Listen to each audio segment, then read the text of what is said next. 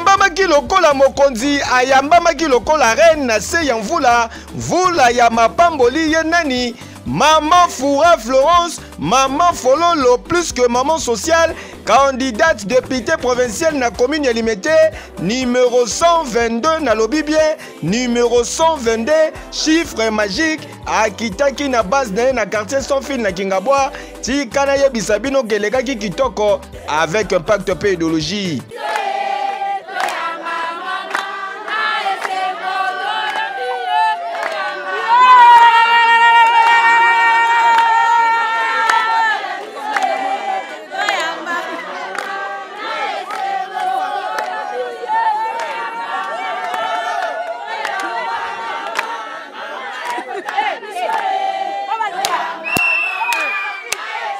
D'entrée de jeu, Tangu Azwaki Maloba, numéro 122 ya bana Limete, candidate na députation provinciale, ya parti Alliance des démocrates chrétiens du Congo, ADEC en sigle, parti cher ya excellence Adel Kainga Maïna, plus que maman sociale, maman Fololo, Madame Foura Florence, atalisaki vision ya parti na ye.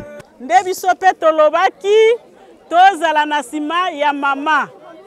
Kozala na sima ya mama, tolobi pe lisusu, tolanda ba action ya chef de l'État na biso Antoine Félix Tshilombo. Yango wana bozomona tozotambolaka, tozokende bisika nyonso pona parti na biso, pona kolakisa pe ba réalisation ya chef de l'État na biso. Mikolo oyo bokomona biso toza ebele. Baoyo ya kala bakoya. Bakoyela bino na ba $100. Bakoyela bino na biloko nyonso. Po na nini po bango basi bazwa kimbongo ya gouvernement. Ba detuna pe mbongo ya gouvernement. Bo comprendre que Moukwa Ntombolo ouye po na deuxième mandat, Madame Foura Florence atalisaki pe oyo alingi kosala po na base na ye. Nga naza mwana na bino nafandi kaka wa na Kingabwa. Naza ndekete, naza soso. Okay. Ndeki apumbwaka, me soso azala kaka wana. Amen. Bon. Amen. Nyonso bazo pesa bino parce que bakomi na besoin na bino. Nga naza mwana na bino naza kaka wana Kingabwa. Lobi kuna bokoya na porte ekanga makate. Boko tokie boko kota. Mesoki bomoni o mosusu azoya boyebi auti wapi. Me ayepo apesi yo eloko olobi oyo nde na poni me oyebi esika fanda kate. Osali nini o trahir. Oyo balobaka ke mutu oyo atrahire mboka ateki mboka ezalaka kaka oyo bomonaki azwi mbongo po apesa mboka te. Bashwa na biso pe etrahiraka mboka.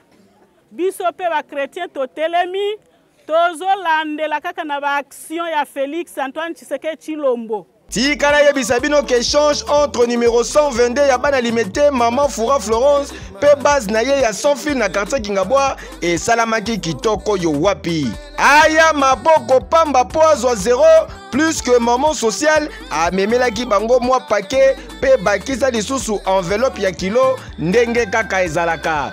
Tala ya kosambeza te bana Limete bakangi deja boué bache deja bloc cadena na kiti ya numéro 122 na bango Maman Fololo oyo ba préféra Maman Foura Florence plus que maman sociale et pesa nango zuwa te. Ekeyo